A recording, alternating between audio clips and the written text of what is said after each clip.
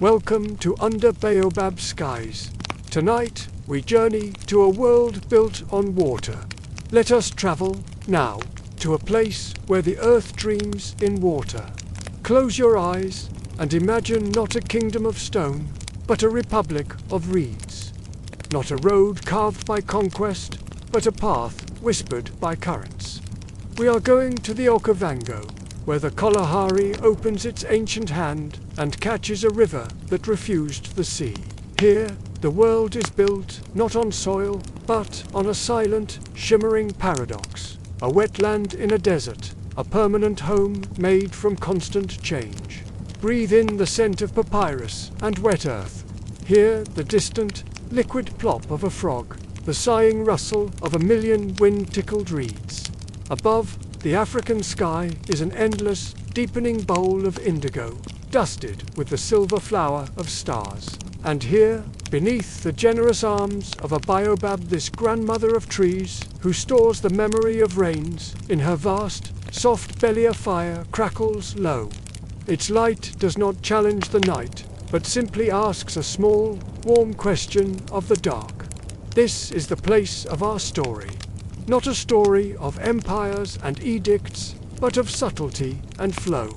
It is a story written in the language of lily pads and heron tracks, accounted for in seeds and water levels. Navigated by the reading of hippopaths and the silent lift of a polar's hand. It is the story of the floating markets, where commerce was a quiet conversation, and the greatest wealth was knowing how to listen to the water. For generations, the people of the Delta have been the librarians of this liquid library. They learned to read the chapters written in the flight of kingfishers, the footnotes left in the mud by elephants. They understood that to live here was to enter into a gentle, perpetual dialogue with the heron who taught stillness, with the hippo who sculpted the channels, with the flood itself, the great, slow heartbeat of this world. So, settle into the warmth of this imagined fire. Let the weight of the solid world soften. Allow your mind to drift, not on a sea, but on the tranquil, labyrinthine waters of the Okavango. Imagine yourself not as a visitor, but as a listener, poised at the edge of an old story. It is time for the water to speak. It is time for the memory held in the lily pads to unfold. Let's pause for a moment. The fire crackles gently as the night breathes around us. A nightjar calls its rhythmic, worry note from the darkness, a tiny loom weaving sound into the fabric of the evening. This world of water is a map, but one that refuses to stay still. Its roads are drawn in current and sediment, erased and redrawn with each season's breath. To enter it without knowing is to be lost in a beautiful, bewildering maze. But to those who learned its grammar, it was a home more precise than any city grid. Our first journey is with those navigators, the polars in their slender Makoro canoes, who learned to hear the wisdom in the flow, to see the warnings written in ripples, and to speak with their hands in the silent language of the moonlit channels. So, we push off from the firm bank. The hollowed-out Makoro accepts our weight with a soft, grateful sigh. The pole enters the water, finds the soft bottom, and pushes. We are away. The land recedes. The world becomes the whisper of the hull through lily pads, the drip of water from the pole, the immense, singing silence of the delta. We are entering the water roads. Let us learn why you, who are used to maps that stay still, could not navigate them. Join us next time as we delve deeper into the secrets of the water roads. Don't forget to subscribe and follow our journey under the baobab skies. By the end of this journey with us, you will understand a profound secret of the Okavango Delta, how a true Makoro polar listens with their feet and their heart, not with their eyes. Meet Letso. He's 16, and his name means the path, a name whispered into his ear by his father, a master polar with his very first breath. It was meant to be a destiny. But today, Floating in the heart of the delta, Letso feels no sense of path. All he feels is a profound, drowning bewilderment. He's sitting in the middle of his father's makoro, the traditional dugout canoe. His own long pole lies useless across his lap. For what feels like hours, they've been gliding through a green-gold tunnel of towering papyrus reeds. Far above, the sky is just a narrow, bright blue ribbon. To Letso, every channel looks the same. Every turn seems to lead only to another identical turn. His father, Tao, stands at the stern, a figure of impossible calm. Tao isn't looking ahead at the water. His gaze is soft, almost as if he's dreaming. Yet, the makaro moves with a sure, graceful purpose that baffles his son. "Father," Letso finally whispers, his voice swallowed by the thick, wet green walls surrounding them. "Where is the map in your mind? How do you know?" Tao doesn't answer right away. He just continues his rhythm, a smooth, endless cycle of movement. Plant the pole, push, lift, glide. The water chuckles softly against the stern of the canoe. "The map, my son," Tao says, his voice a low, comforting rumble. "The map is not in my mind. It is in my feet. It is in the pole. It is the water telling its story to my hands. You are listening with your eyes. But here, in the delta, your eyes will lie to you. You must learn to listen with your skin." He guides the makro into a still, shaded pool, where the papyrus opens up to the sky. "Sit still now," he says. "Close your eyes, and tell me what the water is saying." Letso, feeling a bit frustrated, does as he's told. He closes his eyes and focuses. He feels the gentle rocking of the canoe. He can hear the buzz of dragonflies and the distant splash of a fish breaking the surface. "I hear nothing," he says, disappointed. "Just water, just water," Tao echoes, his tone not unkind. Just as a page is just paper to someone who cannot read. Feel the boat. Is it turning? Letso concentrates, trying to feel past the obvious. He stills his body, tunes out the sounds, and focuses on the sensation. And then he feels it. A faint, slow tug. A subtle rotational pull on the left side of the hull. "Yes," he says, surprised. "It's turning. Slowly to the left." "Good," Tao says, a hint of pride in his voice. "That is the current's whisper. It is not strong here, but it is the true flow. It's the memory of the river from the highlands, the deep pull of the greater delta. The wind on the surface will push you. A passing hippo will stir the water. But this gentle, persistent tug, this is the oldest road. Your feet, on the floor of the makaro, must feel this. Your pole must test for it. It is the baseline of all the songs the water sings." Let's just pause here for a moment, as the makaro drifts silently in the dappled sunlight. A malachite kingfisher, a flash of brilliant blue and burnt orange, darts from a reed. It's like a living jewel shot from a green catapult, leaving behind only a fading ripple on the still water. Now Tao has Letso stand at the stern and take the pole. The weight feels unfamiliar in his hands. Now his father instructs, "Do not steer. Do not think about direction. Think only of feeling. Plant the pole. Feel it sink through the soft, cold mud at the bottom. Feel the different layers, the soft silt on top, the firmer clay beneath. Each layer tells you the water's history here. Is this a new channel, or is it an old, settled one? Now push, but don't fight the tug you felt. Let it guide your push. Become an extension of the current Letso's. First few attempts are clumsy. He instinctively fights that subtle pull, trying to force the makaro to go straight.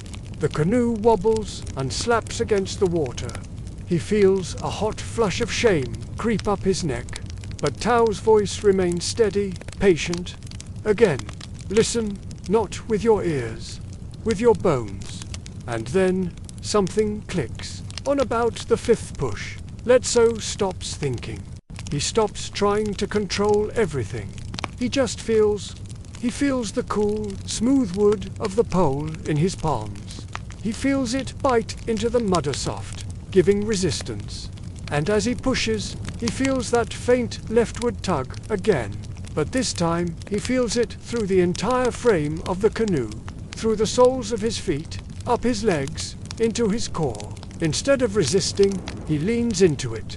He lets his push become a collaboration with the flow, and the mackerel slides forward, not in a wobbling, uncertain line, but with a new, fluid certainty. It finds a groove in the water he could not see, a path he could not have imagined just moments before. A sigh escapes him. It's not a sigh of effort, but of release. For the very first time, he isn't just a boy on the water, he is in conversation with it. You see Tao murmurs from the front of the canoe, a smile evident in his voice. The water has a memory. This current remembers the path of least resistance, a path carved over 1,000 years. It remembers the shape of the land beneath it, the secret contours that we cannot see. It is the first map, the oldest map. To navigate the delta, you must first learn to read this memory. You must learn to distinguish the whisper of the true current from the shouts of the wind and the temporary songs of the animals. This knowledge isn't visual. It's not something you can learn from a book or a screen. It's a deep, bodily understanding of flow and resistance. It's a partnership with the silent, ancient pathways written in the movement of the water itself. The map is felt in the soles of the feet, in the muscles of the back, in the quiet pulse of your own heart syncing with the pulse of the delta. This is the first, fundamental lesson of the Macaro Polar. Surrender to the whisper, and you will find your way.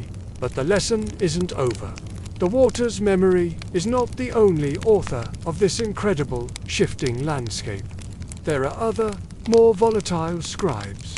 As the sun begins its slow descent, painting the channel in brilliant gold and casting long shadows, Tao points the nose of the Macaro towards a wide, smooth avenue of water that branches off the main channel. The banks here are trampled and muddy, stripped bare of reeds. The water looks deep and deceptively clear. That, Tao says, and his voice drops, becoming more serious. That is a hippo road. It is a map drawn by appetite and by immense weight, and it changes overnight. It is a necessary road, because it often leads to the deepest channels where we can travel. But it is written in a dangerous grammar. You have learned to listen to the water's whisper. Now, you must learn to read the hippo's text. And with that, he gently guides the Macaro toward the entrance of that smooth, inviting, yet perilous water road, where a new and more challenging chapter of navigation is about to begin. The Hippo Road is a deceivingly peaceful corridor. The water here isn't cloudy or green, but a deep, clear brown, like strong tea. It runs straight and true, a highway carved through the papyrus forest. The silence here is different, to not the busy whisper of life, but a heavy, watchful quiet. You can feel a primal tightening in your stomach, a sense of being in a place that belongs to something else entirely. See the banks. The edges of the water aren't gentle slopes of reed and mud, but steep, vertical walls of churned earth, polished smooth by massive bodies. The vegetation has been utterly erased. This isn't the work of water. This is the work of constant passage, of weight. This road is useful. It's deep. It goes where you often need to go to the Heart Islands, to good fishing grounds. But you must never forget who the engineer is. A hippo doesn't share its road. It permits your passage, for a time, if you understand its rules. Looking down into the clear water, you can see the bottom, a carpet of short, cropped aquatic grass. These are their grazing lawns. They keep them neat. It is their pantry, and they will defend it. How do you know if they are here? You don't wait to see them. By then, it's a conversation of thunder. You read the signs they leave behind, the grammar of their passage. Let's stop the mackerel near one of the slick, polished banks. Look here, the mud. Is it wet and shiny, or drying and cracking? If it gleams wet under the sun, that's a recent text, written perhaps within the hour. It tells you they have passed from the water onto land to graze for the night. The road, for now, may be clear, but a little further, where the mud is drier, cracked like old pottery, the text is older, from last night or yesterday. But see these, a series of deep, round pits in the mud, larger than a man's head, leading down into the water. These are not footprints, these are knee prints, where a great bull heaved himself out, deep, sharp edges, a heavy, deliberate exit. He is gone. But where there is a bull, there is a pod, and they will return the way they left. A gentle evening breeze stirs, carrying the rich, fertile smell of water and earth. It ripples the surface of the Hippo Road, turning it into a sheet of shimmering copper. The lesson continues.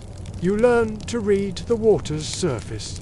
Bubbles, a steady stream of large, fat bubbles, rising and popping in a slow, regular pattern. That is the breath of one resting below. He is sleeping on the bottom, dreaming his watery dreams. Give him a wide berth.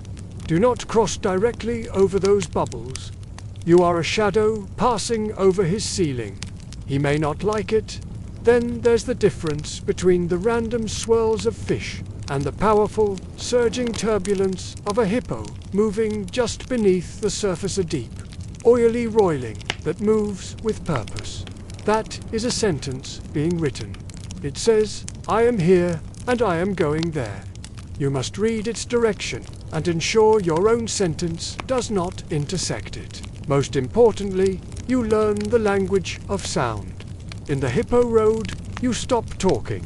You become a creature of silence. The pole enters and leaves the water with the softest kiss.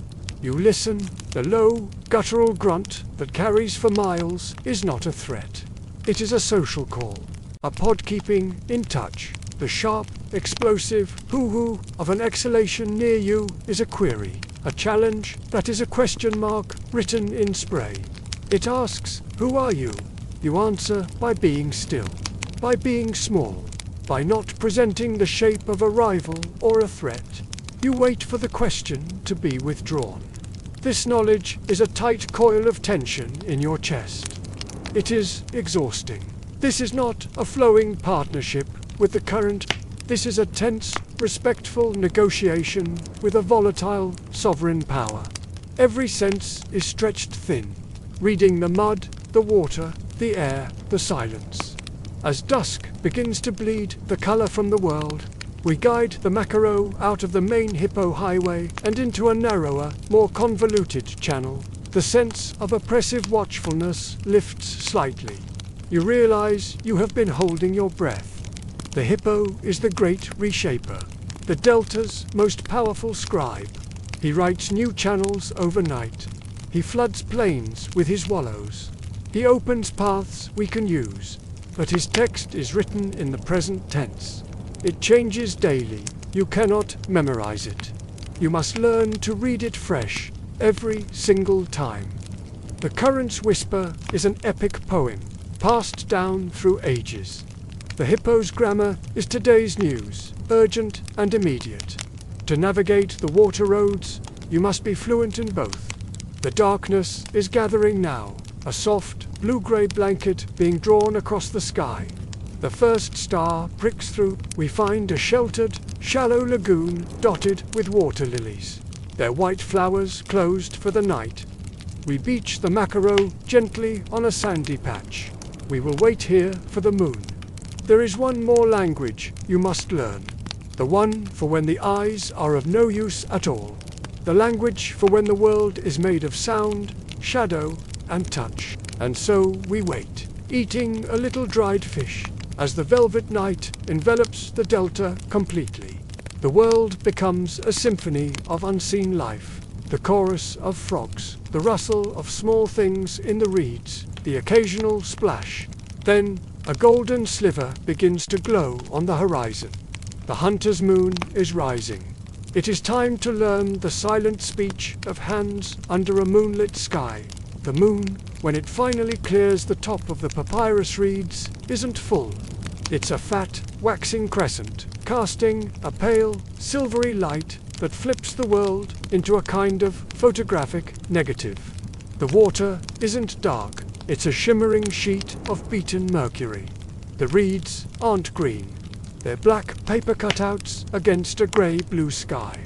All the fine details have been stolen by the night, leaving only essential shapes and the ambient sounds of the delta. Tao doesn't push the Makoro back into the water. Instead, he stays seated on the bank, facing Letso. His face is a pool of shadow, with moonlit highlights tracing his brow and cheeks. Now, he says, his voice low and steady, we leave the world of eyes. In the dark, on the water, a shout can mean danger. A misplaced word can startle a herd, attract a predator, or alert a rival. So, for 1,000 generations, we have spoken with our hands. Watch. He holds up his right hand, palm flat and facing Letso, fingers held tightly together. He moves it slowly from side to side, like a quiet, rhythmic metronome. This is the sign for stop, hold, position, be still. It is given to the polar behind you, or to one across the water. It is the most important word in the night vocabulary. He then makes a fist, extends his index finger, and points slowly and deliberately to his left, holding the pose. A clear direction, go there. But see how I point through the direction, not at anything specific. You are pointing the way, not at a thing. To point at a thing in the dark is rude. It draws unwanted attention to it. Lesser watches, completely mesmerized, as Tao's hands become storytellers in the moonlight. A cupped hand, rocking gently back and forth. The water is shallow here. Proceed with care. A hand held flat, then dipping down sharply at the wrist, a sudden drop-off. Deep water ahead. A clawed hand dragged slowly through the air, crocodile resting on the bank. But it is not just about danger or direction. Tao continues. His hands become more fluid, more expressive. He brings his fingertips together, then opens them outward, like a flower blooming in fast motion. This means a good thing. A safe lagoon ahead. A place to rest.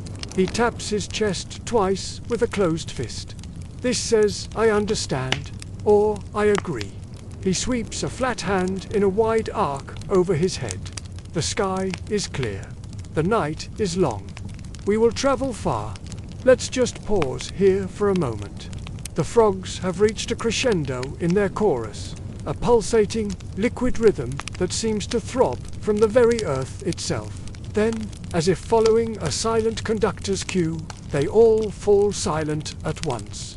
In the sudden, immense quiet, the drip of water from Tao's pole, still stuck in the soft mud of the bank, sounds as loud as a clock ticking in an empty room. The most complex stories are told for hunting or for meeting others, Tao says, and his hands begin to move again. One hand becomes the Makaro, the traditional canoe gliding forward through the air. His other hand, held high, becomes a heron. He brings the heron hand down slowly, deliberately, near the Makaro hand. This says, a heron is fishing near our path. Move quietly, do not disturb it. He then transforms the heron hand into a different shape finger spread, held low to the ground, moving in a slow, stalking motion. A leopard. He places the leopard on one side of the Makoro, and with his other hand, mimics the skittering run of an impala on the other side. A whole scene is painted in the air. Predator, prey, and the safe passage that lies between them. It is a language without vowels, a syntax built of gesture and space. It demands absolute, unwavering attention. In the dark, you don't look at the person's face. You watch the space around their hands, a moonlit canvas where meaning is drawn and then just as quickly erased. Now, Tao says, standing up and pushing the macaro back into the mercury water. You will pull from the stern. I will sit in the bow. I will speak to you with my hands. You will listen and you will obey. The journey that follows is the most profound of Letso's young life. The entire world is reduced to three things: the feel of the long wooden pole in his hands, the sound of his own rhythmic breath, and the pale, dancing shapes of Tao's hands against the night. A flat palm held up, stop, and he stops, holding the canoe perfectly still. A pointing finger, go that way. He turns the bow. A cupped, rocking hand, shallow water, pull gently. He feels the bottom rise up to meet his pole, confirming the message his father sent from the front. They glide through a landscape of ghosts and echoes. A hippo grunts, shockingly close, its deep sound vibrating through the water. But Tao's hand is already up in the stop signal, followed by a closed fist held low to the floor of the canoe. Be small, be still. They become a floating log, a shadow on the water, until a distant splash tells them the giant has moved on. The immediate danger has passed. After what feels like an entire age of this silent, gestural conversation, Tao makes the flower blooming sign, then points to a dark mound rising from the water, a headland island. They beach the canoe. Letso's arms ache from the constant work of poling, but his mind is buzzing, alive with a completely new kind of perception. Tao builds a tiny, shielded fire in a sandy pit. In its faint, warm glow, he smiles at his son. Now you have felt the three tongues of the delta, he says. The whisper of the current, which is the memory of the land, the grammar of the hippo, which is the law of the present moment, and the hand speech of the moon, which is the wisdom of our community, passed silently through the dark. These are the water roads. They cannot be drawn because they are alive. They cannot be shouted because they are subtle. You cannot navigate them with a map in your mind. You must let them write themselves upon your body, upon your spirit. He leans back, looking up at the countless stars scattered across the clear sky. This is why you, from the world of fixed roads and shouting signs, could not find your way here. Our navigation is not about conquering distance. It is about deepening a relationship with the water, with the animals, with each other. It is a slow, silent conversation that never ends.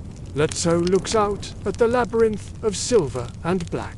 He hears it now, not as a confusing, threatening maze, but as a living, breathing being, speaking in a language he has just begun to learn. He knows the journey home will be a continuation of that silent, moonlit dialogue. He is no longer bewildered. He is listening, and as the fire dies down to embers and the hunter's moon climbs high into the sky, we too will leave them there, on their small island, and turn our attention to the following day. For when the sun returns, the silent waterways come alive with a different kind of conversation, the soft murmur of commerce, the rustle of reed mats being woven, and the intricate, unspoken accounting of the market women. The morning sun transforms the delta once more. The silver mystery of night retreats, replaced by a world of vibrant green and gold, buzzing with dragonflies and the cheerful calls of African jacanas, the lily trotters. Letso and Tao pole their macaro towards a broad, permanent lagoon.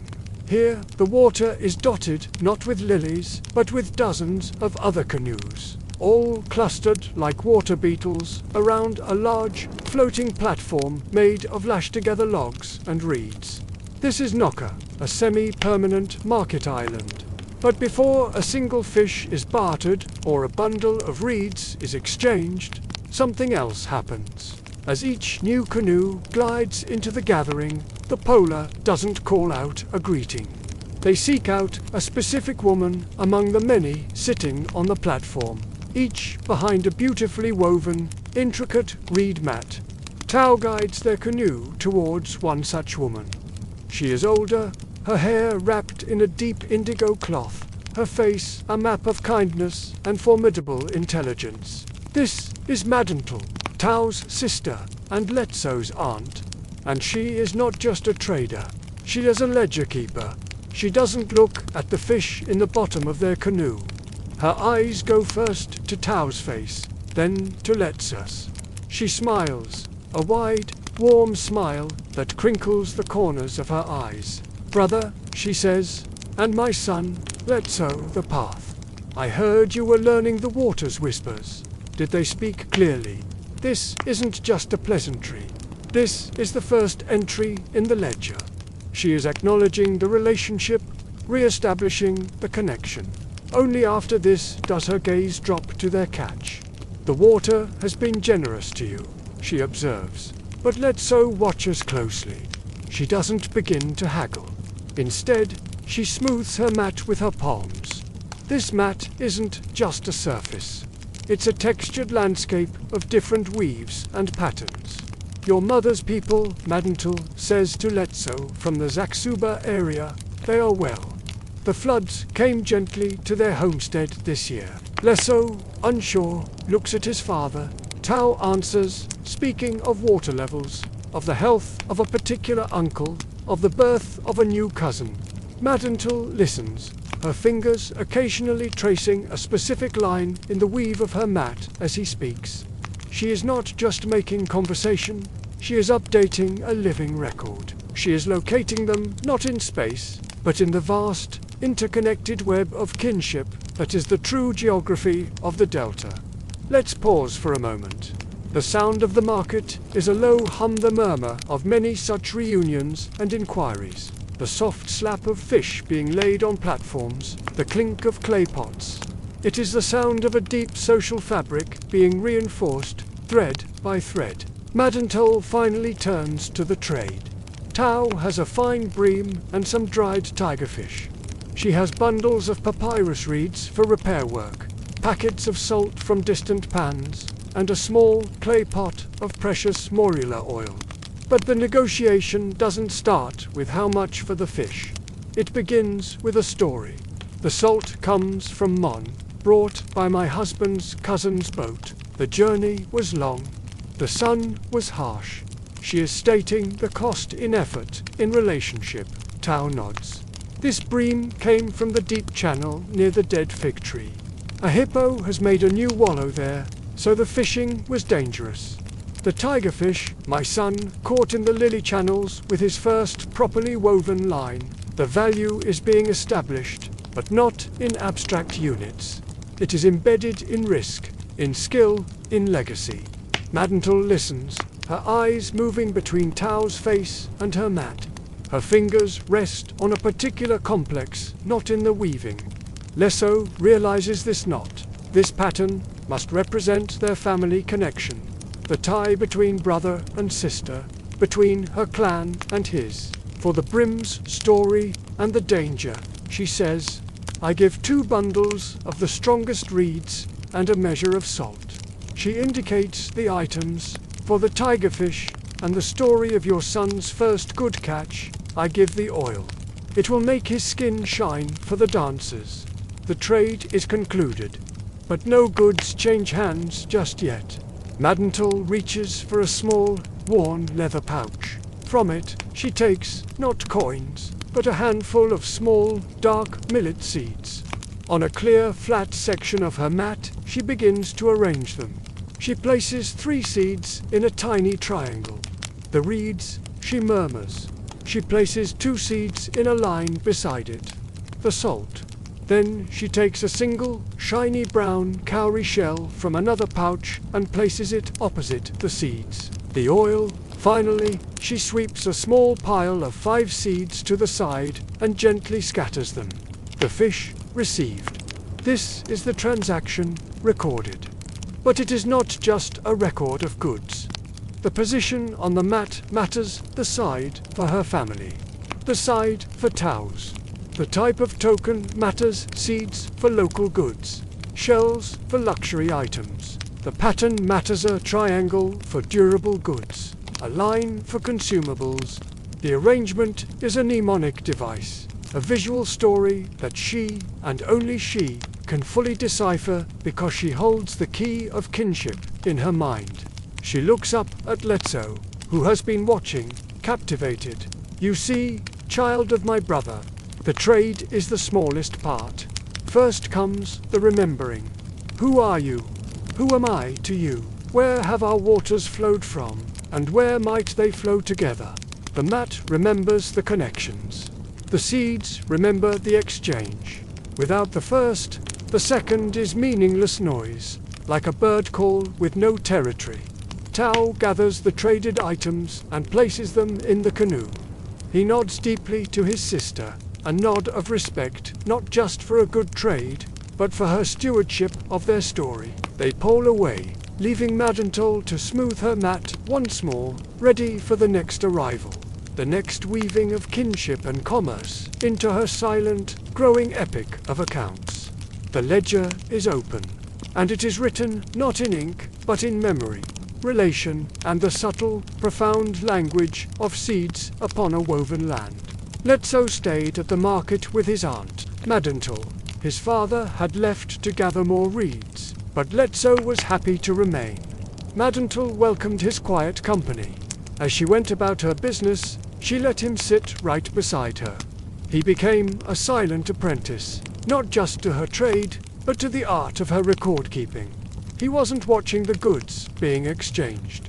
He was watching the empty space on her woven mat and the small, deliberate movements of her hands. A woman arrived from a distant eastern channel, her canoe heavy with fragrant grass used for bedding. She greeted Madanto formally, tracing a family connection from a marriage 3 generations ago. Their transaction was simple: the grass for a measure of millet flour, plus a promise of dried catfish when the season turned. As they agreed, Madantol's fingers danced across her mat. She placed 5 grass seeds in a loose circle to represent the bedding grass. Then, on the other side of an invisible line, she made a small heap of 7 millet seeds for the flour. But, for the promise of the future fish, she did something different. She reached into a small pouch and pulled out a smooth, grey pebble, placing it right on top of the millet heap. The pebble is a promise, she explained softly to Lesso, her eyes still on her client. It is a debt that sleeps. It is not urgent. When the catfish come, the pebble will be returned to the pouch and the millet seeds will be swept away. The debt will be erased. The client nodded, touching 2 fingers to her heart in acknowledgement before poling her canoe away. Next, an old man came with a single, magnificent leopard tortoiseshell. This was a rare and valuable item, meant for a ceremonial headdress. It was a high-value, long-distance trade. The negotiation was long, full of proverbs and stories of their shared history. Finally, they reached an agreement. The shell would be exchanged for a specific young goat from Madantel's brother S, herd on the mainland, to be delivered after the next rains. For this major transaction, Madantel didn't use seeds. Instead, she selected a single, perfect cowrie shell, its polished surface gleaming in the sun. She placed it all by itself in the center of a special, densely woven square on her mat. Letso was beginning to understand that this square was reserved for high-value, inter-community pledges. As the market lulled for a moment, Madantel murmured to him, "Seeds are for the blood of our daily life. Millet, reeds, fish, salt, they are the breath of the delta. Cowrie shells are for its bones for livestock. For metal from beyond the sand rivers, for a canoe carved from a single, ancient tree, and stones are for its dreams, promises yet to be born." But the most fascinating part of her system wasn't on the mat at all. Beside her, driven into the floating platform, was a tall, slender clay pot. It was plain, except for a series of small, carved notches running down its side, and it was filled with water from the lagoon. Letso had just assumed it was for drinking, But he was wrong. A young man pulled up, his face etched with worry. He needed medicine for his feverish child. Madental had a pouch of powdered mupadoo bark, a precious and effective remedy. The man had nothing to trade right now, only a promise of his labor. He would help rebuild Madental's fish where after the next flood. Madental listened to the desperate need in his voice and studied the worry in his eyes. Without hesitation, she gave him the medicine. Then she took a single black mokwas seed from a tiny pouch and placed it at the very edge of her mat. After that, she leaned over the tall pot and carefully scratched a tiny mark, just a pinprick, into the wet clay, right at the waterline. She looked up at the young man. "The water will fall with the dry season," she said. "When it falls to the third notch below this mark, bring your strong arms and your good heart to my weir. The debt will wait in the water." In that moment, Letso understood. The pot was a calendar. It was a contract tied to the very heartbeat of the delta, the seasonal flood pulse. A debt recorded at high water had to be repaid before the water fell too low. The water level itself was the timeline. It was an agreement with nature as its witness and its timekeeper. Let's just pause here for a second. Imagine the scene. A fish eagle cries out its lonely call echoing over the lagoon. The sound hangs in the air, a punctuation mark in the quiet business of the day. The sun is high, and the light reflecting off the water is a blinding, brilliant white. This is the world where this living ledger exists. Madental swept her hand over her mat, with its scattered seeds, shells, and pebbles, and then gestured to the water pot. "All of this," she said, "is one book. The mat is the page. The seeds and shells are the words. The water level is the turning of the page. To read it, you must know the story of the families, the seasons, and the river. A stranger would see only junk on a rug and a pot of dirty water. I see the story of a community. Who has, who needs, who owes, who gives. I see the balance of the water itself." She began to teach him the basic grammar of this language. A line of seeds meant an installment payment.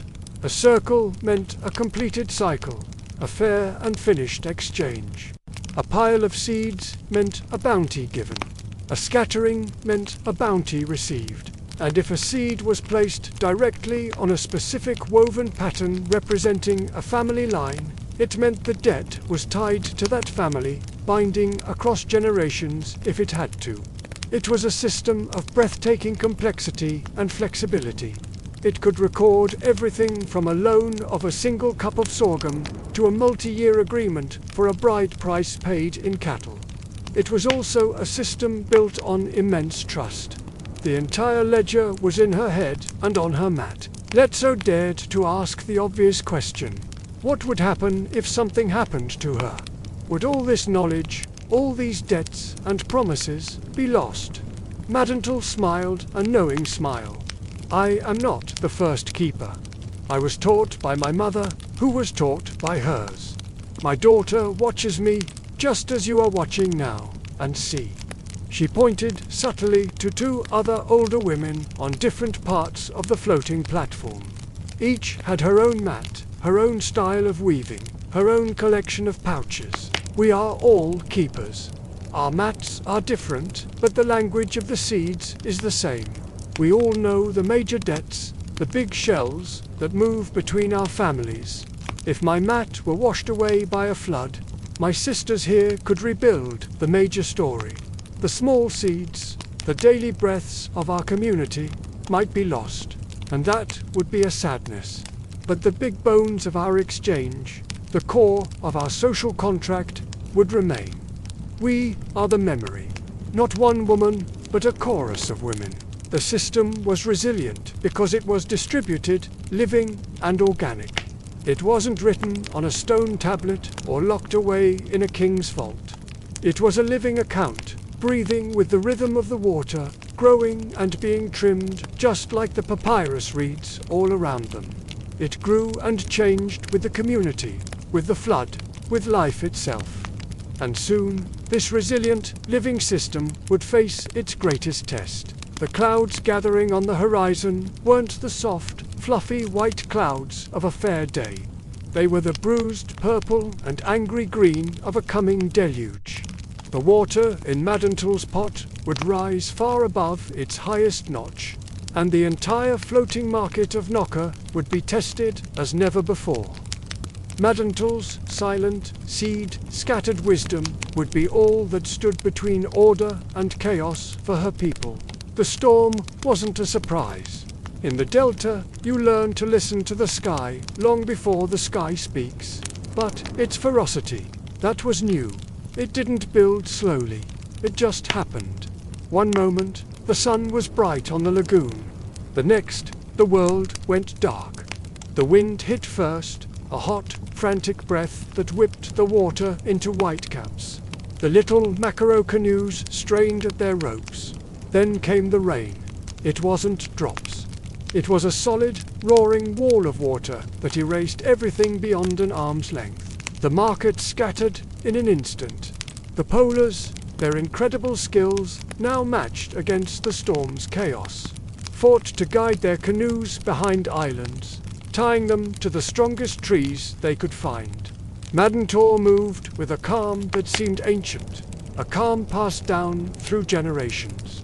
She swept the seeds, shells, and stones from her special mat into their pouches in one fluid motion. But the mat itself, that precious woven ledger of all their connections, was tied to the market platform. Trying to save it meant risking being washed away. The platform was strong, deeply anchored. It would either hold or it wouldn't. She grabbed her clay water pot, cradling it like a child, and let her nephew Letso help her into their family's sturdy dugout canoe. Just then, his father Tao fought his way back to them through the stinging rain. They rode out the storm in a sheltered backwater. Their entire world was reduced to the drumming of rain on the canoe's hull and the flashes of lightning that revealed a world gone mad with water. When the dawn finally came, grey and dripping, the Delta was transformed. Noka Market was a wreck. The main platform was twisted, half sunk in the brown water. Woven mats, baskets, and tools were scattered in the reeds or had vanished completely. The lagoon was just a mess of debris and muddy, swollen water. All the neat, familiar channels were gone, replaced by a wide, furious lake. The water pot Madental held was full to overflowing. The carefully scratched marks on its side, their measure of abundance, were now meaningless under a new, catastrophic high water line. People returned slowly, their faces etched with loss. This wasn't just about losing things. It was about losing memory. A young woman was wailing her entire dowry collection of beads and spoons, stored beneath the platform, was gone. An old man sat silently, dejected. The special fishing nets, woven by his late father, had vanished into the flood. But beneath the grief for lost objects ran a deeper, more silent panic, the loss of account. Who owed what to whom? What promises were now just floating adrift in the flood? The invisible fabric of trust that held the market together was in danger of tearing apart. Gradually, all eyes turned to Madental. She stood at the new, messy water's edge, holding her empty pouches and her now irrelevant water pot. Her precious mat was gone, torn free and lost to the storm. For a long moment she was silent, just looking at the devastation. Then she took a deep breath, smelling the rain-cleansed air, the scent of churned mud and broken reeds. She turned to her community. "The water has taken our things," she announced, her voice clear and strong, carrying over the quiet sorrow. "But the water cannot take our stories. It cannot take who we are to each other. Sit, begin to gather what can be gathered.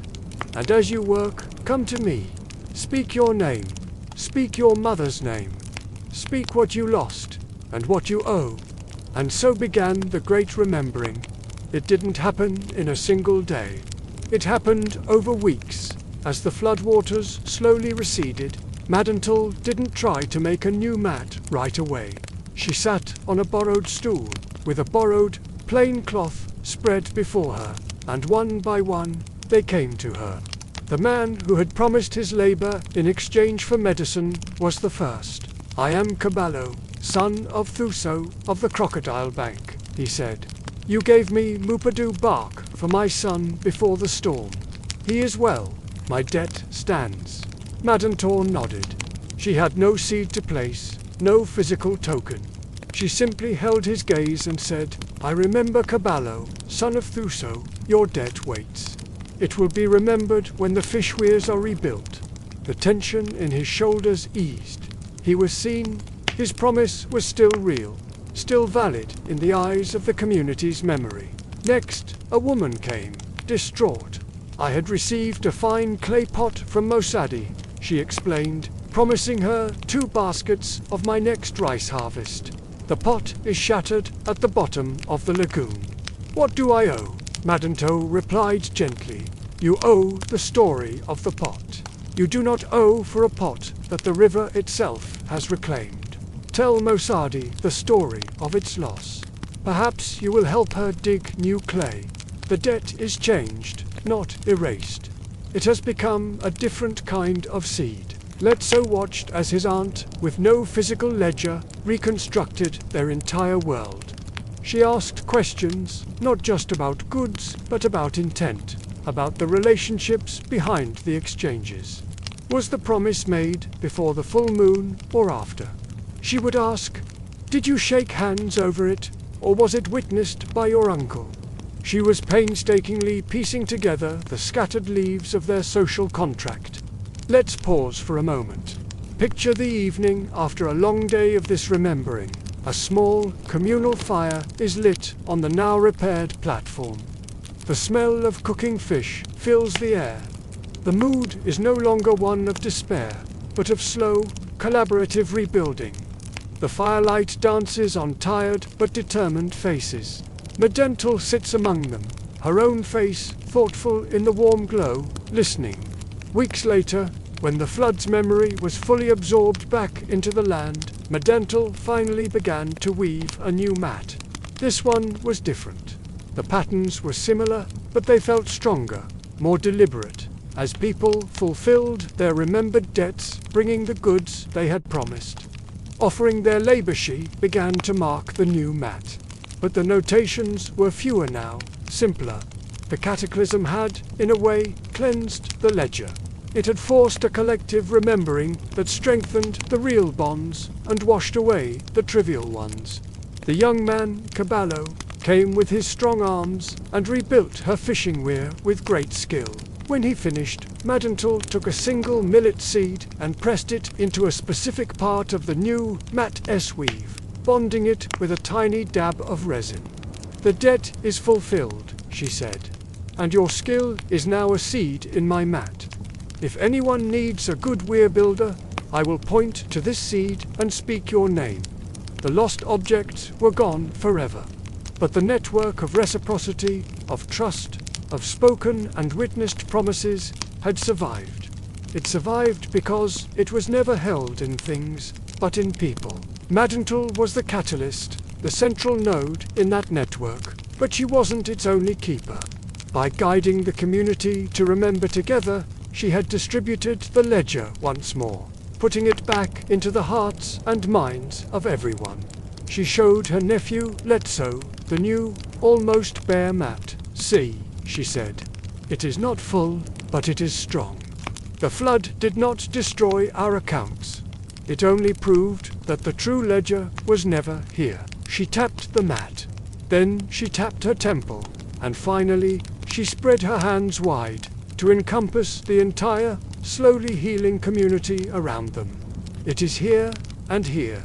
We are the book. The seeds and shells are just reminders." As the new market hummed back to life, a quiet, profound respect surrounded Madental. She was more than a trader. She was the memory keeper, the reconciler, the one who could read the scattered leaves after the storm and rewrite the story of belonging.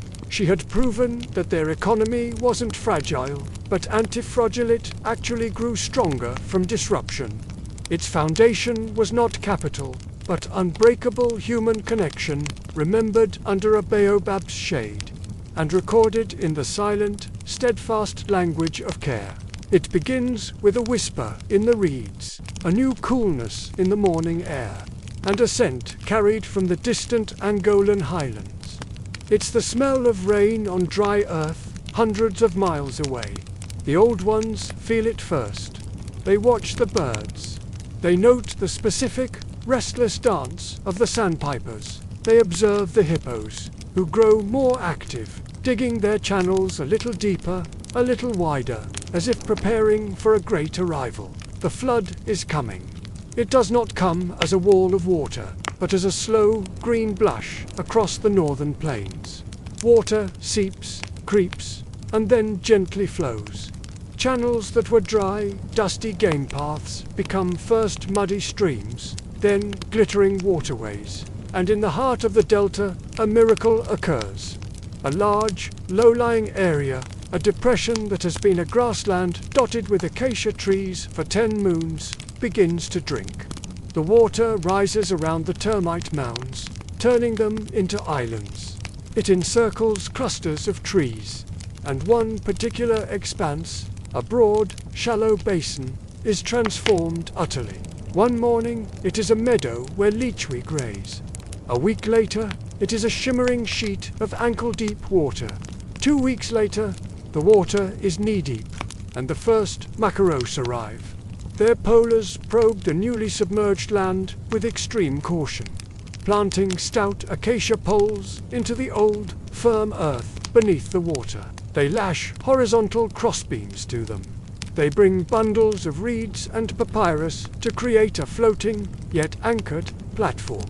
This is not built to last for ages. It is built to last for a season. This is the birth of Depodi, a ghost port.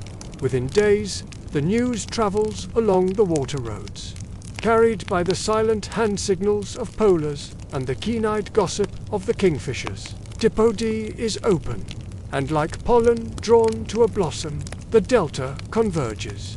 From the deep water channels come the fishermen, their canoes laden with glistening silver catches. From the permanent islands come weavers with mats and baskets, potters with their fire-blackened cooking pots. From the salt pans far to the southwest come traders with precious blocks of condensed salt wrapped in palm leaves. From the mainland fringes come herders with a few precious goats bleating nervously on miniature reed rafts. The island of commerce blooms with a frantic, joyous energy. Let's pause for a moment. Listen to the sound of a ghost port at high tide. It is not the low hum of Noka, the permanent market. It is a cacophony of life. The calls of people recognizing each other after a year apart, the barter shouted over the water, the splash of poles, the bleating of goats, the laughter of children swimming between canoes. It is the sound of a party thrown by the river itself. Madantel is here, of course, but her demeanor is different. At Noka, she is the stable center. Here she is a visitor, agile and adaptable. She has a smaller, travel-worn mat. Her trades are quicker, often for immediate goods needed for the coming dry months. She trades salt for dried fish to store, acquires a special type of grass for thatching from a panhandler, and records it with a few quick seeds on her mat, knowing this ledger will be consolidated, absorbed into her larger one when she returns home. Here, the waterpot calendar is irrelevant. Depodi is the calendar. Its very existence marks a point in the year. Young Letso, now more confident on the water, poles through the maze of canoes. He is captivated by the transient magic. He sees a man from a distant region offering strange, carved wooden spoons. In exchange, he asks only for stories of the deep delta fishing grounds. He sees a marriage negotiation begin between two families who met at Depodi the year before. The elders talking seriously in a canoe moored apart from the noise. He sees the sheer, ingenious improvisation of it all. A butcher using a floating log as a block. A baker selling bread from a clay oven built on a tiny, personal island of mud. This is commerce stripped to its essence. Need, opportunity, and the profound understanding that time is limited. No one hoards, no one drives too hard a bargain, for the market itself is a gift that will be withdrawn. Gratitude is woven into every exchange. The island of Dipodi is not a place of ownership. No one claims its land. It is a commons conjured by the flood, a neutral ground where the usual hierarchies of homestead and chiefdom soften in the face of shared, liquid fortune. For these few weeks, it is the bustling, singing, bargaining heart of the Okavango world. But even at the peak of its life, there is a whispered truth carried in the eyes of the elders as they watch the sun set over the watery marketplace. They know this cannot last. The very water that gave it life will be the agent of its gentle, inevitable dissolution. The first sign is always subtle. The water around the trading platform, which just weeks ago required a long, steady pole to touch the bottom, now only needs half its length. The channels leading into Dipodi, once so broad and clear, are starting to show delicate tendrils of new grass breaking the surface. The great, powerful flow that fed the port, the lifeblood of this temporary city, slows to a lazy trickle. The flood is sighing. Its work is done, and now it begins to retreat. The people of the Delta read these signs as clearly as they read the wake of a hippo in the water. There is no panic, only a gradual shifting of rhythm. The frantic, vibrant energy of the flood's peak gives way to a more purposeful, winding down activity. Trades become more final, more significant. Long-term promises are either fulfilled on the spot or converted into promises to meet at next year's Dipodi. A pact made with the river itself as the witness. The entire community understands the cycle. The ghost port's time is coming to an end. Madantel, the keeper of records, carefully consolidates her set of recordings. This intricate system is the port's memory, a physical ledger of its commerce and connections. She transfers the essence of the Dipodi trades, the shells, the major seeds representing significant transactions, and to her primary mat, the one she brought with her from her home village. The minor, day-to-day seeds, the small change of the port's economy, she lets go. She scatters them into the reeds, a symbolic offering back to the Delta. The record of the ghost port must travel light. Its soul must be transferred, but its body must be returned to the very ecosystem that lent it life. Then, one morning, the change is undeniable. The central platform, which once floated proud and high on the water, now sits lumpen and slightly askew, resting on the thickening mud below. It is time. The dismantling of Dipodi is as communal and efficient as its creation was. There's a quiet understanding that passes through the community. Lashings are cut with swift, practiced motions. The precious sound, reeds, and sturdy poles. The very bones of the port are salvaged and carefully loaded into canoes, ready for the journey home. The less perfect materials, the worn-out thatch and frayed ropes, are left where they lie. They are organic matter, returning to the ecosystem that lent them in the first place, a down payment on next year's bounty. Within a single day, the physical skeleton of Dipodi is gone. What remains is an imprint, a ghost of a ghost port. A series of dark, damp circles in the earthmark where the main support poles stood, like punctuation in a story that's just ended. There are patches of flattened grass where families camped and children played. The ashes of 100 small cooking fires lie scattered and cold, their warmth now just a memory. And everywhere, the footprints of people and animals are slowly baking into the mud under the returning sun. A temporary testament to the life that teemed here. The air is quiet, holding a sense of peaceful absence, of a great breath being held. The young pathfinder, Letso, poles his canoe across the now silent, shrinking lagoon. He feels a strange ache in his chest, a hollow sense of loss that surprises him. He finds his aunt Madental sitting in her own canoe, her paddle resting across her lap as she gazes out at the empty expanse where the vibrant heart of the port once beat. "It's sad," he says quietly, his voice barely disturbing the stillness, "that it's all gone." Madental turns to him, and her eyes, filled with the wisdom of many floods, are gentle. "Gone. Look closer, my pathfinder." He follows her gaze, really looking for the first time not at what's missing, but at what's there. And he sees it. A family of Egyptian geese, their goslings paddling frantically behind them, are now feeding in the rich, exposed mud right where the bustling fish stalls once stood. Swallows, which had kept their distance from the noise of the port, now dive and swoop with breathtaking speed, catching the insects that thrive over the open, still water. The floating mats of vegetation that were pushed aside to make way for the canoes are now drifting back, bringing with them a new wave of life-tiny fish, frogs, and a myriad of water creatures. The port has not died. It has transformed.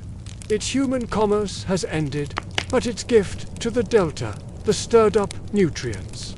The opened space, the disturbed earth is just beginning to be utilized by its original, non-human inhabitants. "We do not build to conquer a place," Madental explains softly, her voice like the rustle of reeds. "We borrow it. We are guests of the flood. To leave no trace would be ingratitude. It would be an insult, as if we found the place wanting. These holes, these ashes, they are our thank you note. They say, we were here. We enjoyed your hospitality. Thank you for your bounty. In time, the grass will cover the holes. The rains will wash the ashes into the soil. The geese will raise their young where we traded. And the memory of Dipody will not be in the mud, but in here." She gently taps her heart, and in the promise to return, to own a place is to build a wall around it, to claim it from the world. But to love a place, to truly love it, is to know how to leave it, and how to find it again. Let's just pause for a moment and listen. The wind sighs through the now empty space, a lonely, gentle sound. It carries the distant, mournful trumpet of an elephant, a creature that will soon walk across this very basin, leaving its own colossal footprints in the mud where children played and traders haggled just days before. This philosophy of transience, of impermanence, is the deepest wisdom of the ghost ports. It teaches non-attachment to the physical world and a profound, unshakable faith in the cycle of life, death, and rebirth. The port is not dead because it was never meant to be permanent. It is merely sleeping, and its soul the agreements made, the friendships forged, the marriages arranged, the stories shared has migrated. It's been carried away in the hearts of the people, to be revived and remembered in villages across the delta, waiting until the flood's green blush once again appears on the horizon, signaling that it's time to return. The physical evidence of Dipody fades with astonishing speed. Within a few weeks, the grass will have grown back, thick and green. The pole holes will fill with silt and disappear. The only unmistakable human marks left behind are the smooth, heavy stones that were used as anchors for the larger canoes and rafts. These stones, too large and heavy to move easily, are left where they lie.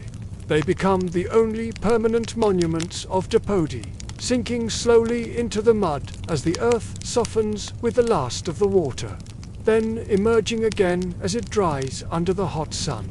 They are like dormant seeds of memory, waiting for the next flood to awaken them. to remind the land that its guests will be returning. And, as the last polar leaves the shrinking lagoon, turning their canoe towards the deeper, permanent channels that are their highways home, they do not look back in sorrow. They don't mourn what is lost, because nothing truly is.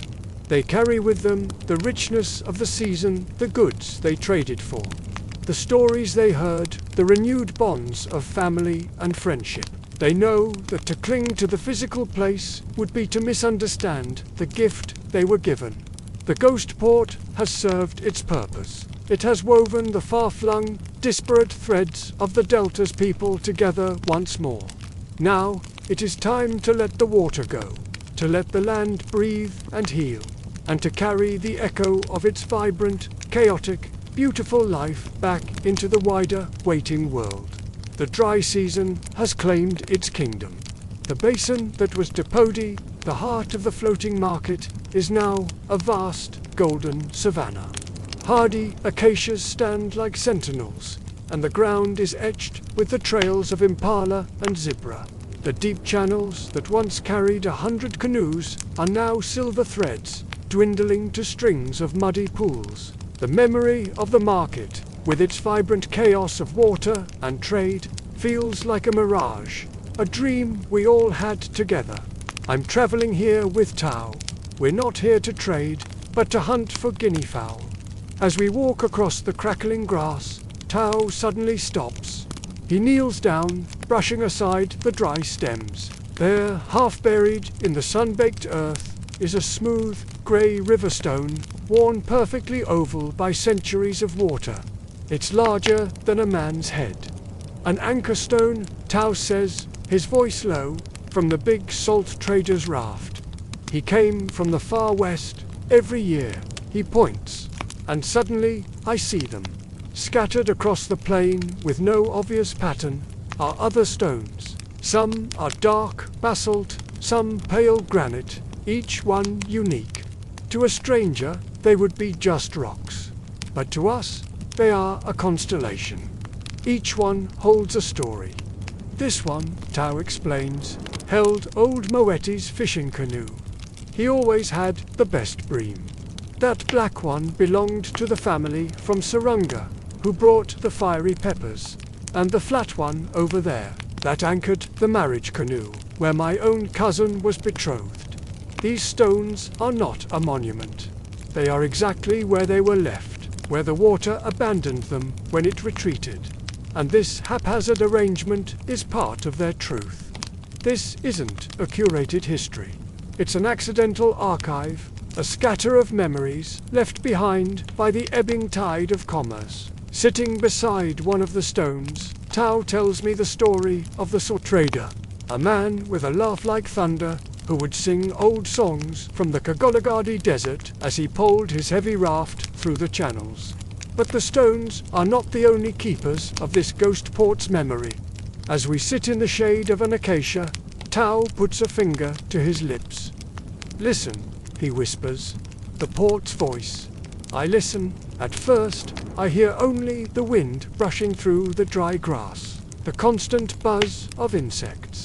Then it cuts through the air, a distinctive, cascading chirrup, a cheerful and complex song. A pair of crimson-breasted shrikes flits from our acacia to a nearby bush, their colors impossibly bright against the gold and blue. They nest here every dry season, Tao says softly. They love these isolated trees in the open. They didn't nest here before Dipodi was a regular place. They came for the insects that flourished on our waste, on our leavings. Now they return, year after year. Their song is the sound of the market now.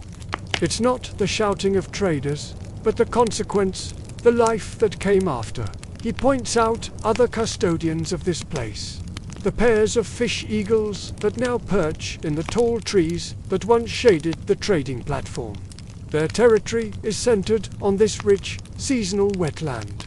He shows me the chattering flock of quelea finches that swirls at dusk, finding its roost in the exact stand of reeds that was once the backdrop for the woven goods stall. The ghost port, in its death, has created a new ecology. It has concentrated nutrients in the soil, altered the flow of water, and created clearings in the bush. It has, in its own way, cultivated a new habitat. The birds have become its chroniclers. Their return each season is the true, lasting echo of Deepodi. They aren't remembering the market. They are living in its afterlife, the lucky beneficiaries of its brief, vibrant human spring. So, you see, Tao says, as we rise to leave, the guinea fowl forgotten for a greater lesson. Nothing is ever truly lost.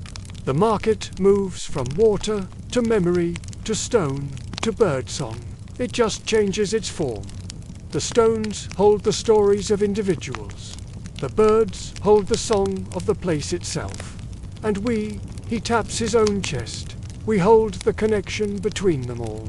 We are the ones who can look at a stone and hear a man's laugh. We can hear a shrike's song and see 100 canoes. We pause for a moment.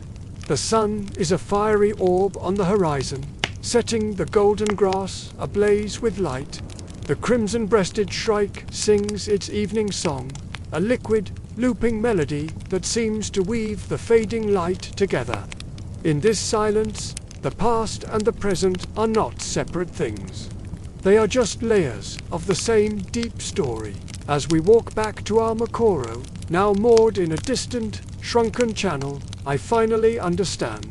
The floating markets are not just an event. They are a cycle, a pulse in the land's great heart. The bustling commerce, the silent stones, the chorusing birds, they are all part of a single, continuous breath. To see only the peak of the flood, only the height of the market, is to miss the poetry of the whole story.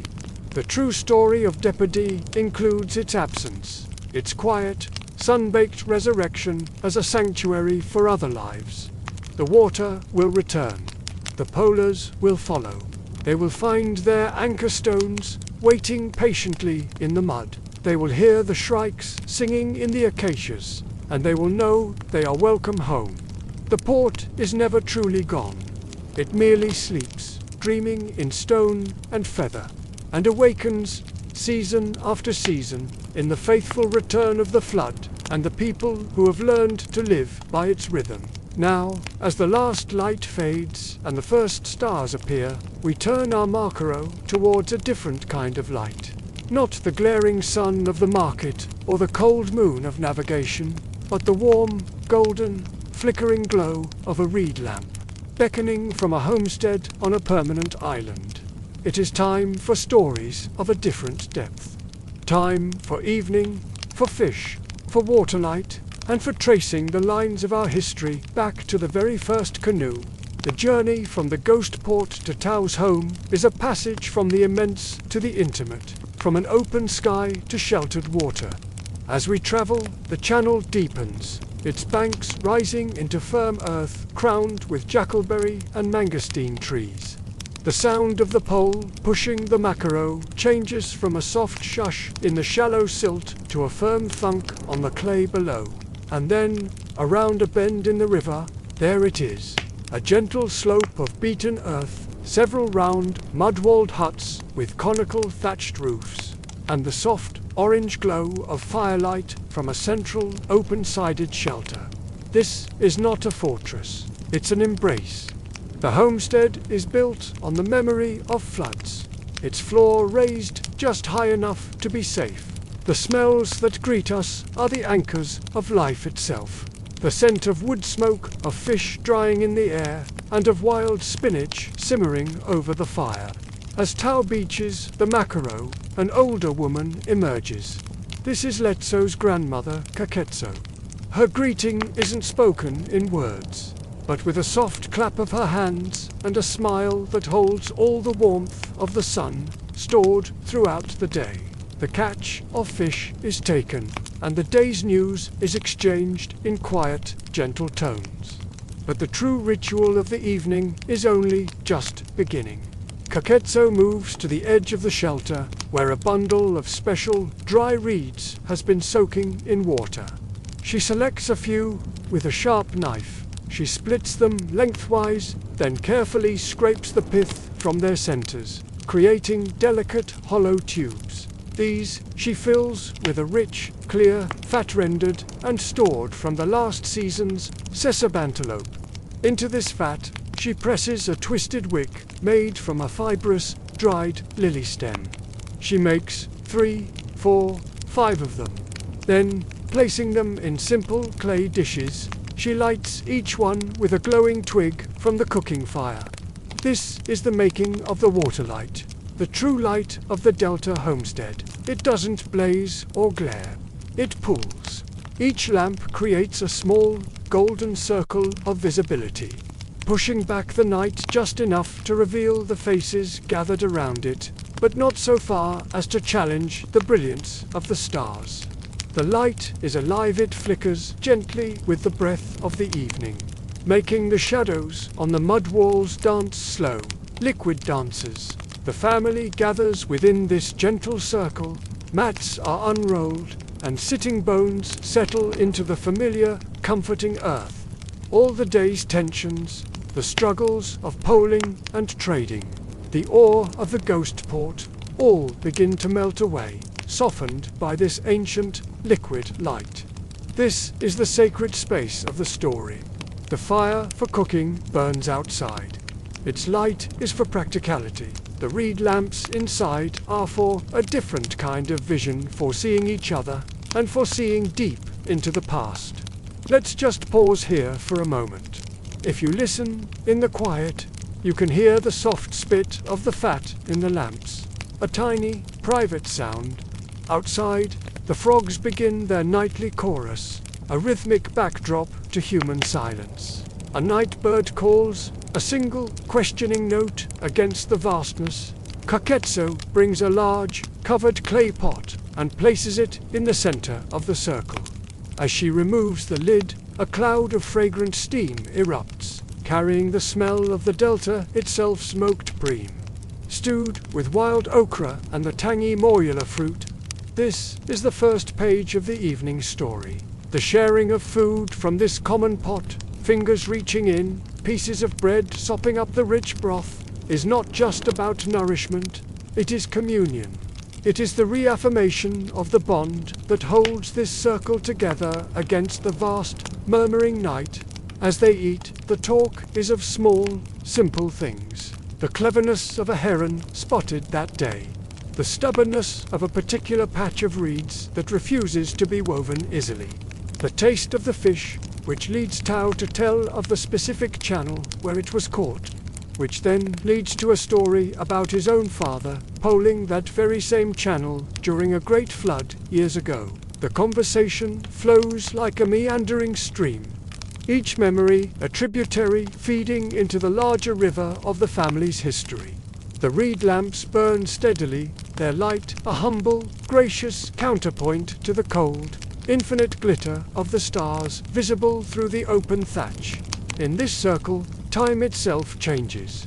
It's no longer linear. The taste of the smoked bream is the taste of every bream ever eaten here. The flicker of the lamp is the same light that illuminated the faces of great-grandparents, of children long grown, of ancestors whose names are about to be spoken. This circle of light is a portal, and the elder Kakitso, her face etched by the lamplight into a beautiful topography of wisdom, is its keeper. The meal is ending. The stage is set. It is time for the deeper water of memory to be sounded. The shared pot is emptied, the last of the rich broth sopped up with balls of soft bagobe porridge. Fingers are licked clean, a gesture of satisfaction and respect. The clay pot is set aside, but its essence lingers in the air, in the satisfied warmth of bellies, in the quiet contentment that settles over the lamplit circle. Kaketso, the grandmother, does not yet begin the formal story. She reaches for a small woven basket and from it produces a handful of dried aromatic leaves, Morzicalo, the wild sage of the delta. She crushes a few between her palms, releasing a clean camphorous scent, and sprinkles them onto the hot ashes of a tiny clay brazier. brought in from outside. A thin, fragrant smoke curls up, winding through the lamplight, purifying the space, marking the transition from the mundane to the sacred realm of memory. The smoke carries our words to the old ones, she says softly, her voice like the rustle of dry reeds, and it brings their listening down to us. Now, she brings out a small, intricately carved wooden bowl. Into it, she pours a little water from a gourd.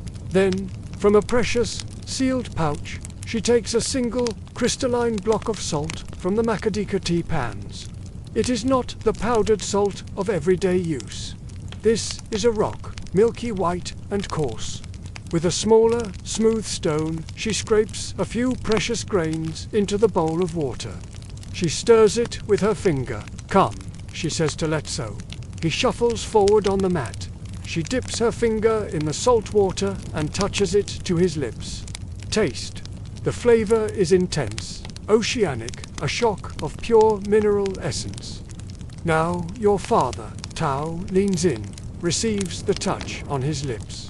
She touches her own. This taste, she says, is the taste of the journey, the long, dry trek across the burning earth to the great white pans where the world cries salt. It is the taste of hardship turned to treasure. It is the taste of connection to a place beyond the water. This is the second page of the story, written not in words, but on the tongue. The smoked bream was the story of the water, of the present delta. The wild sage smoke is the story of the air, of spirit. The salt is the story of the earth, of endurance and far-flung connection. Together they create the holistic stage, water, earth, air. Now, the story of the people can begin. Koketsu settles back, her eyes reflecting the twin flames of the lamps. You have been to the market, Letso. You have seen the seeds and shells. You have seen the port that comes and goes. But a person is not a single season. A person is a river, fed by many streams. To know who you are, you must know the source of your river. She begins not with names and dates, but with sensory memory. The first taste you ever knew, she says to Letso, was not your mother's milk. It was the taste of the mok, the taste of the wood the kagilia tree from which it was carved, a bitter, green taste that seeped into the water you splashed in as a babe on your mother's back. That wood is your first taste. That is why you belong to the water. She turns to Tao. Your father, my son.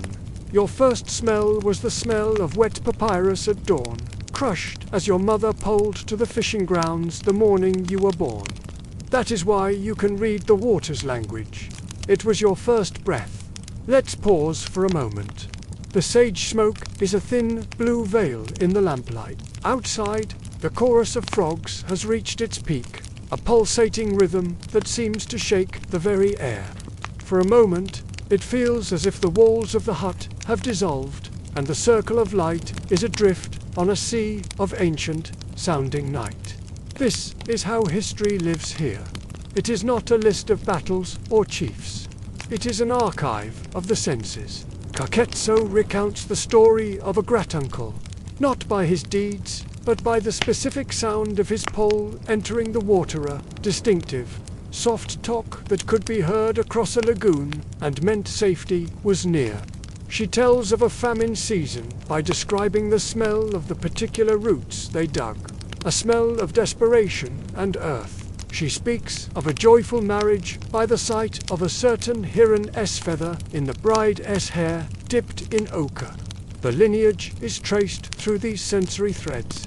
You, Letso, have your great-grandfather's hands, she says, taking his young hand in her own gnarled ones. See the length of these fingers. They are Polar's fingers.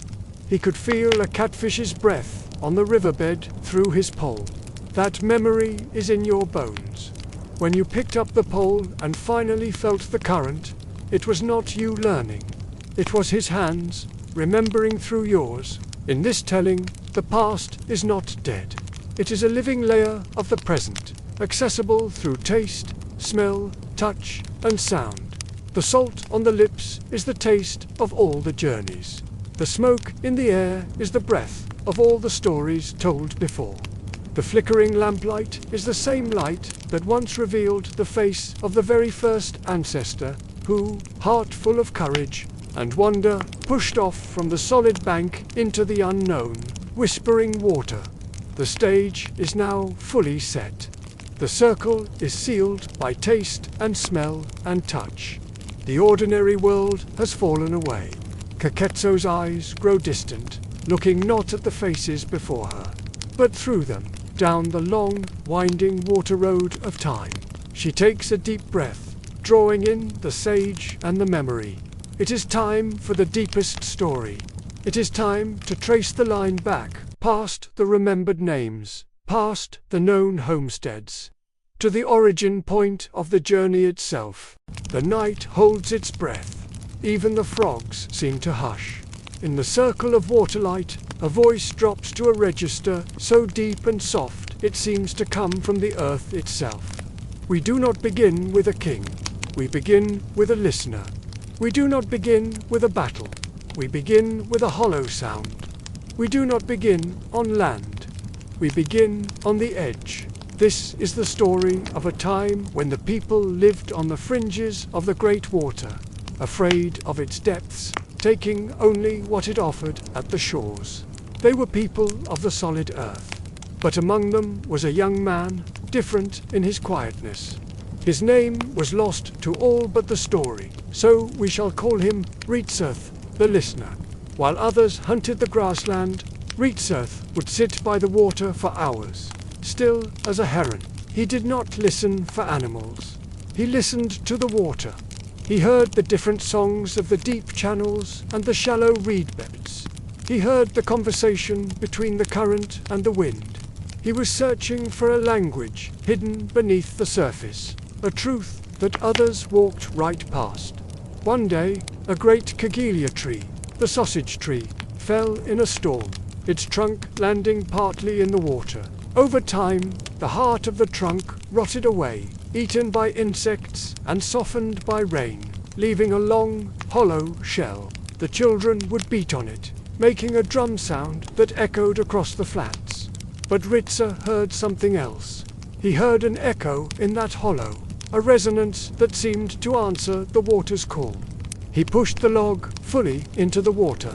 It floated, awkward and heavy, but it floated. He lay in the hollow, his body cradled by the wood that had once reached for the sky, and felt the world change. And in that cradle, he heard the truest song. The water whispered secrets directly to the wood, and the wood sang them into his bones. The secrets became a voice, and the voice said, "I am not a barrier, I am a road. My currents are paths. My silence is a language. Carry me in your heart, and I will carry you on my back." Ritsa understood. He took stone tools and patiently, over moons, shaped the hollow log. He learned to smooth its sides, to balance its weight. He did not conquer the tree. He collaborated with its spirit, asking it to become something new. He worked with the water, not against it. And so, the first macaro was born. Not an invention, but an answered call from the world itself. He was the first polar, the first to stand in that floating cradle and feel the currents whisper with his feet in the wood. The first to learn that to move forward, you must push away from where you are. This is the first lesson of our people. True movement comes from leverage against the solid, not from fleeing it. You find your strength in the things that ground you, even as you seek new horizons. Ritsa taught his family, then his clan. They learned to read the hippo's grammar from the very beginning with deep respect. They learned that the river's giants were not obstacles, but powerful neighbors whose language of grunts and yawns must be understood. They learned to trade with the people they met on far islands, and the first ledger was not seeds on a mat, but the memory of a face and the fairness of an exchange. The first market was not a place, but a meeting of two canoes in a wide channel. Under the sun, a moment of connection held afloat by trust. From Ritsa, the listener, the river of lineage flows. It's not a dry genealogy of names and dates.